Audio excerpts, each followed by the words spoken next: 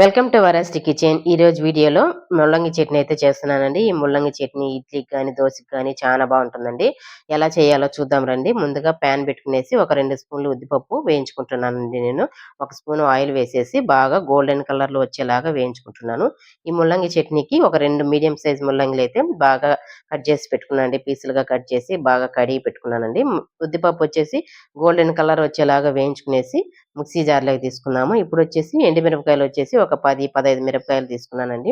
మీ కారానికి తగ్గట్టుగా మిరపకాయలు తీసుకోవచ్చు. నాకొచ్చేసి ఒక 15 మిరపకాయలు చాలని చెప్పేసి తీసుకున్నాను. ఇవి కూడా బాగా వేయించుకునేసి పక్కన తీసి పెట్టుకుందాము. ఇప్పుడొచ్చేసి ప్యాన్‌లో వచ్చేసి కట్ చేసి పెట్టుకున్న ముల్లంగి వేసి, ఇందులో ఒక స్పూను సాల్టు, అలాగే ఒక స్పూన్ ఆయిల్ వేసేసి బాగా మూతబెట్టి ఉడికించుకుందామండి. మూతబెట్టి ఉడికించుకున్నామంటే ఇంకా తొందరగా ఉడికిపోతుందండి ముల్లంగి. అలాగొచ్చేసి ఇందులో టమాటాలు వచ్చేసి ఒక 3 టమాటాలు, తర్వాత తెల్లబాయలుంటాయి గదండీ! ఒక 10 తెల్లబాయలు, అలాగే ఎర్రగడ్డలొచ్చేసి పెద్ద ఎర్రగడ్డలు, అలాగే చిన్న ఎర్రగడ్డలుంటాయి గదండీ! అవి గూడా చాలా బాగా టేస్ట్‌గా ఉంటాయండి.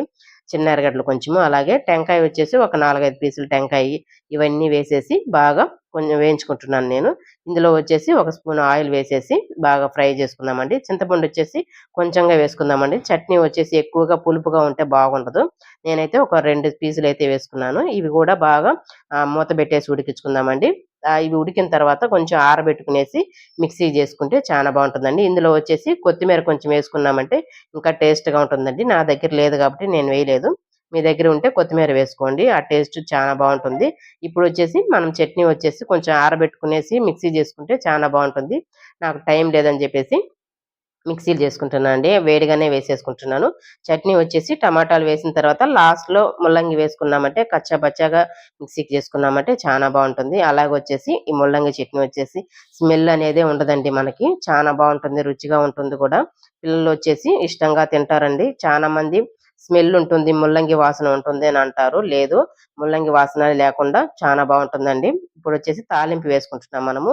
తాలింపులో వచ్చేసి ఉద్దిపప్పు, శనగపప్పు, కరివేపాకు ఇవన్నీ వేసేసి కొంచెంగా ఇంగువ వేసుకోండి. ఇంగువ వేసుకున్నారంటే ఇంకా చాలా బాగా టేస్ట్‌గా బావుంటుందండి. తర్వాతొచ్చేసి నేనైతే ఇడ్లీకి, దోసకి బావుంటుందని చెప్పేసి క్రిస్పీ అయిన దోస అయితే పోస్తున్నానండి. ఆ దోసకైతే చట్నీ సూపర్‌గా ఉంటుందండి కాంబినేషను. ఇడ్లీ అయినా ఇంకా చానా బావుంటుంది. పొంగల్ చేసుకున్నా గాని బావుంటుందండి.